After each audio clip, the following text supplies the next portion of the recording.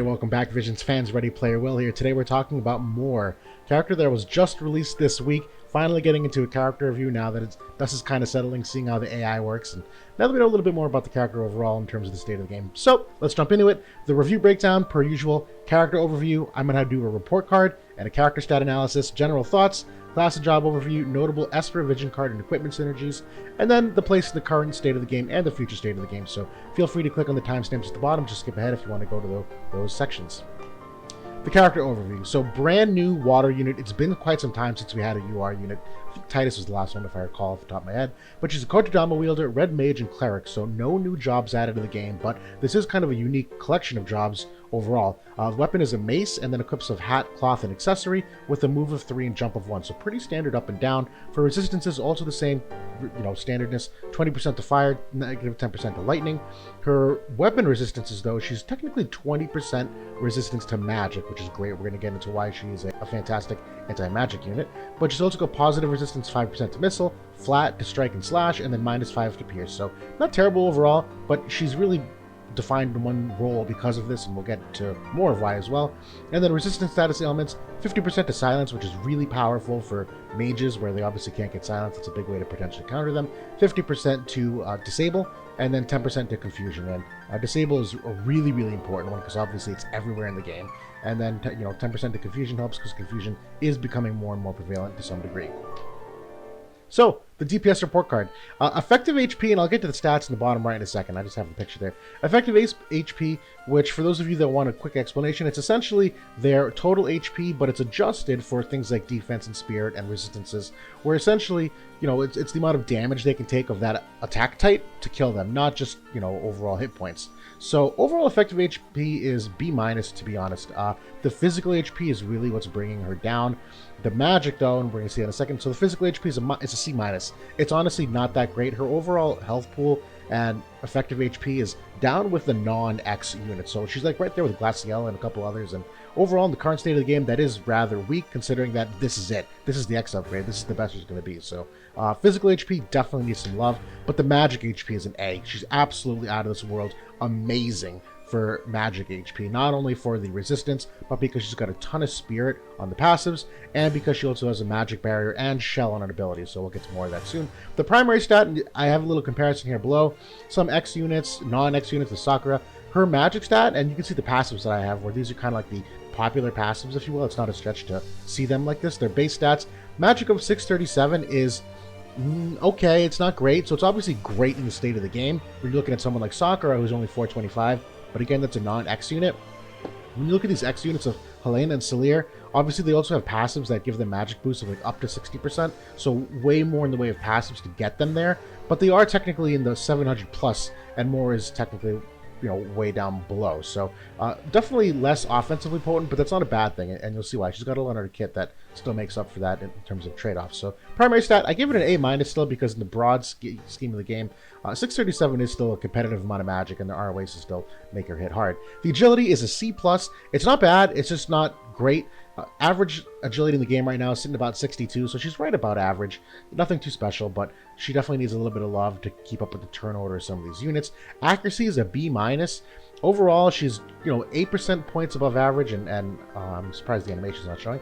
8% percentage points above average for accuracy. It's not bad, but she also has no passives to bring it up, so you definitely want some external love to build her accuracy, because it's not bad, but in the power creep of the game, you're going to want it, and she's going to need it, because she does have a guaranteed hit ability, so it's not the worst thing in the world, but for the other abilities, you're gonna probably want it. The evasion is a C. She's not an evade unit. It's completely average. Movement, I have her at a B because she is, basic 3 move, 1 jump, but she does have nimble movement on her main job, so she has the ability to increase her movement jump. So it's a B overall. It's pretty good. The passives, B-. It's not that they're bad passives. They're actually amazing passives. It's just that they're really pigeonholed to her doing her one job. For those of you that watch the Celir Sweetheart, it's kind of the same thing. They're not bad passives, they're pretty great passives, but making them a one-trick pony and making them do one job really well is good for that one job, but in the broad scheme of the game, they kind of fade really quickly because of it. So because her passives are kind of, linear to what she wants to do, it's a B-. The counter ability is an A. She's got 2 that I really like, one in particular that's amazing. The overall kit's an A-. She's got a ton of utility. That's why I give the kit an A-. So I really like what she could potentially do and what you can do with the AI. And there's the charts. The final grade is a B, though, overall for the stats. So just real quick touching on some things. Those of you that are familiar or not familiar with these charts, I'm just going to high level explain it. Moore is here at 164 for the total innate accuracy, and she has no passives boosting, so technically these characters all above her can get up to 60% more accurate, and that's a lot considering the amount of potential evade that we might see just between Venera and 2B and Zazan and you know, some of the other MR units that got awakened. So the accuracy is fair. The dexterity luck overall, it's definitely above average, so she does have a decent chance to potentially do some extra critical damage. It's really the luck stat that's above average, but not in the scheme of the game for the top end. In terms of the evasion, completely average, but the agility, see, average agility is 61, and I actually think it's a little bit higher. I think it's like 62 or 63, and she's at 63 overall, so it's completely average for agility. The luck is above average, but still not in the broad scheme of the game, and then the evasion is whatever. So anyways, moving on. She does have AP issues as well, which I wanted to mention. For those of you that can see the starting AP here down, she technically, because she's a red mage in the Kotodama, not a true mage, her starting AP, again, without like Esper's equipment, yada yada, it's really her kit, is 89. And if you're comparing that to some of these other mages, you're looking at 150, 123, 101. And again, none of them also have equipment or anything. So technically, the AP is a potential issue that needs to be monitored early on in the game. So although she is a mage, she's not technically a true mage, which is really important to distinguish. The general thoughts, she's a stellar anti-magic unit, like maybe the best in the game. I'll make that statement.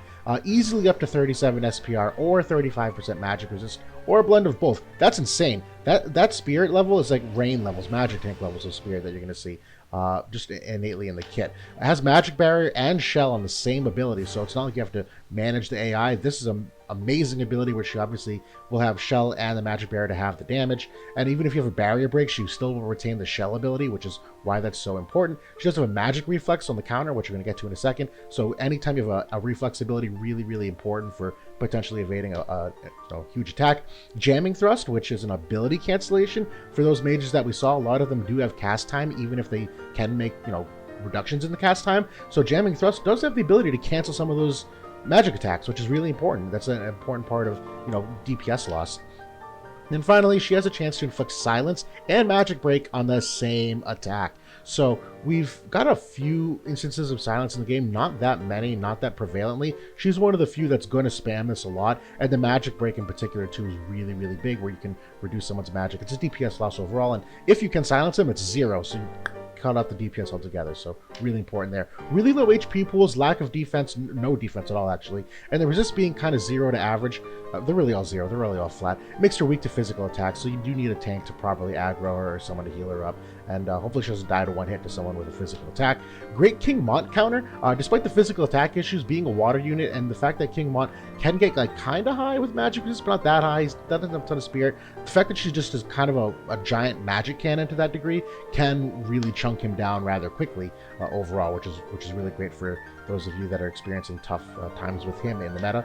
And then 15 magic resistance penetration does increase her magic damage overall. It's still not as high as some of the others to that degree, but magic resistance penetration is very important considering it's in her trust mastery ability. And then great kit utility. So we're going to get through this in the class job overview, but she has a guaranteed hit. She's got nimble movement for move and jump. Heart-like needles, which is good for AI, not only for a DPS increase for her and a teammate with the spirit penetration and whatnot, but it does allow you to maneuver her in certain ways where you could potentially ever buff a teammate with this as opposed to running straight ahead. Great range and AoE blend. So she's got both a ton of range, AoE, single unit, which is really powerful. You can't predict what she's going to do. Asuna, Cura, Calamity Guard, all through the kit, so she has abilities to potentially heal, to do some support, to take off status resistances. Really great stuff overall considering the prevalence of status resistances. She does have light and dark veil as well in one of the sub jobs, which when you're in a dark meta like we're seeing, or potential light meta down the line with Jaden and whatnot, this is a really important ability to build up some resist to your teammates. And then she's a water imperil on the limit break, so if you're pairing her in a water comp, that limit break is really important to increasing the overall DPS output of the team. Finally, TLDR, she just serves her purpose really well. She's an anti-magic unit. She kills it. That's her job, and she absolutely nails it. So outside of that, she does have some weaknesses, but overall, that's, if you're going for anti-magic, it's absolutely incredible. How long she's going to be prevalent in the game for, we're going to get to at the end, so I have some doubts on that. Class and job overview, though. So the passive abilities, so you can kind of see what I was talking about. The Fire Spirit's Grace is like a must-have. It increases HP, Spirit, Fire Resistance. There's other ways to also increase magic resistance here with another spirit level up. You have Mage's Protection for magic resistance. She's going to probably want this magic level up to get her magic stat up. And then technically she has initial AP for the Red Mage, which could be half decent, but probably not at the expense of one of these others. So you can kind of see what I'm talking about. These are actually like amazing support abilities, but they do make her a one-trick pony for what she wants to do. So overall, like, could be better, but this is damn good. It really enables her. The counter abilities, I actually like all three of these to some degree. So Magic Reflex is, in my opinion, the best if you're going for a counter magic unit by far. The fact that she can evade magic attack entirely is really important, but because she does have a magic stat and typically 97 faith, auto cure is really good. Auto cure is like a poor man's version of Aeon Bond, where if she takes damage from anybody, she'll heal herself for this 120 modifier. And although she doesn't have like healing power up, and there are some healing power down abilities in the game, this does like have a place maybe, like if you're, you know, if you don't need the magic reflex but you want a more consistent way to heal. And then Steel to Thermal form is not bad, it's not great. I wouldn't prefer between the two, but still, reducing all damage of 30% is decent overall. So either way, that's ranked third. The main job, Kodama Wielder, this is a great job. I think it's one of the best in the game, potentially, just because of the versatility it brings, where you have 100% hit chance, increased move or jump. This anti-magic life wall is the ability that gives her magic shield and shell and regen. So I wasn't mentioning the regen before, because obviously that's not pertinent to magic comps, but she does have regen as well, which is awesome for restoring her health. Bursting Light is a great AoE. Heart Like Needles, as we mentioned, increases magic attack and has spirit penetration. And then Light of Spell Sealing, this is the one that I'm really, really high on. It's an awesome AoE. It is a little expensive at 44 AP, but there, you know, whatever, we'll have to deal with it. But it decreases magic by 39% AoE, and then 25% chance to inflict silence, so that's huge for stopping mages. The Kodama sub-job, it's not great. Earth-Rending Pain I don't like because this puts her in danger by moving targets to panel, and Spirit-Rending Pain, or Spirit-Breaking Pain is okay for the stun, but that's not really her bread and butter. The other jobs on here, I think, have more versatility to what you want to do with her. The sub-job for the Red Mage, really awesome. I don't know if you're going to use Kira or Asuna all that much, but it wouldn't hurt to have Asuna on, and Kira, you know, she's not a healer, she's a DPS, so probably don't want her AI spamming Kira in the middle of battle, but Jamming Thrust is freaking awesome. You probably all remember it for Garvel and a few other characters. The range on this and the cost is stellar, and then has the cancel ability activation, which is really important on spell casting times for enemy mages. And then the Cleric job, I actually like this one a lot. This is a great support job where Light Veil and Dark Veil and Calamity Guard all potentially have their place. I don't think she's going to use this bottom one a lot in auto, but it's still important to have it for potential manual and, you know, other PvE versions of the game. But Light Veil and Dark Veil are great. Prolonged Staff, whatever, we'll move on. But either way, between these two sub-jobs, I think you get more out of them than the Kodama sub-job. The Limit Break TMR and the Mastery. So the Limit Break, this is a great Limit Break. It's a 38% Imperil, great AoE. It's definitely expensive though at 69. As we mentioned, she has some AP issues, so this is going to be an ability that probably is going to be later in the game, not start off the battle, if you know what I mean. The TMR is, like, maybe one of my favorites right now. So the increase of Spirit, 3 turns for allies, kind of like Rain's TMR, but 15 Spirit for AoE is awesome. It's got 2 casts overall, which is a premium on any TMR ability where you can have the ability to use it twice. Nullifies some of these status resists. The fact that Berserk here is in particular is awesome. And then increase of Faith of 6.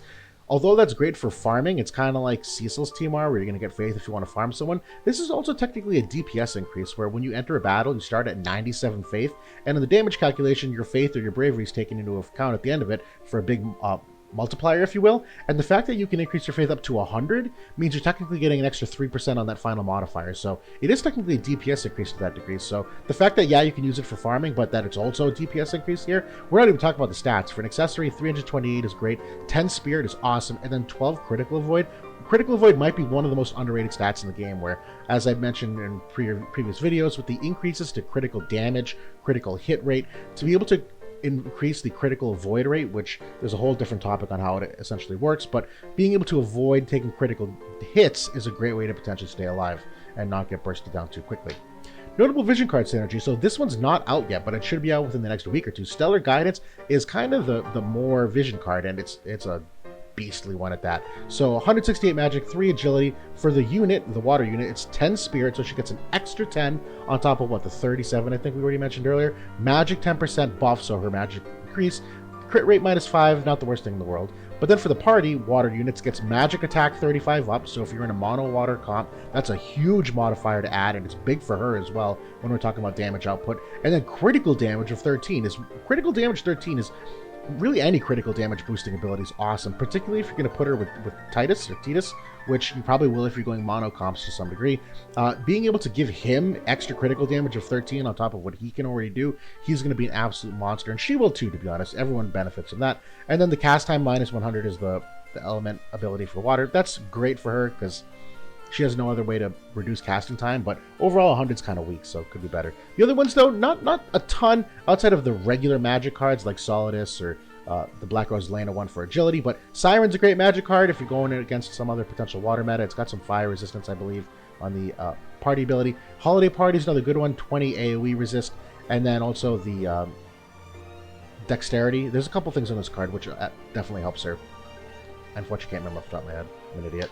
And then finally on teammates, Leviathan, not great because it is Pierce, but there is potentially a 20% AoE resist on here, which is a cheaper version or a different version of Holiday Party, which might come into play. I very much doubt it. And then Clairvoyant Astrologer has 20% magic resistance on it. So if you have a teammate that has this, not only will she get more AP from this card, which is really important because she needs the AP, but she's also going to get another 20% magic resist. So I like Clairvoyant Astrologer a lot on a teammate, however you can fit that in there. For the notable Esper synergies, nothing too crazy. Bahamut's still like by far and away the best magic Esper. The agility is just too strong, and then you have magic attack, magic resistance, human killer, there's a bunch here. And the stats are awesome overall. Second one, Siren's a great one. Now, she doesn't have the 3-star upgrade yet, but when she does, it's going to be even better. But even now, the fact that you have a fire killer of 15 going against the King Mont, 18 agility to keep up that agility for her, which we said she's kind of average at, and then slash resist of 25 keeps her competitive in the current meta, if you will, where slash attack is really potent. So Siren's definitely a plus. Freeze is actually underrated one, and might be one of my low-key favorites. So although you lose the 10% to fire, no big deal because she's already strong enough against it.